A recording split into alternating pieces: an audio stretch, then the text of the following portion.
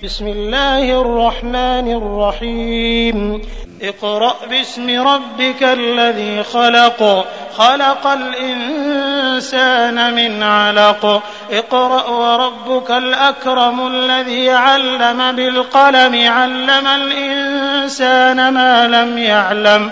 كلا إن الإنسان ليطغى أن رآه استغنى إن إلى ربك الرجعى أرأيت الذي ينهى عبدا إذا صلى أرأيت إن كان على الهدى أو أمر بالتقوى أرأيت إن كذب وتولى ألم يعلم بأن الله يرى كلا لئن لم ينته لنسفعا بالناصية ناصية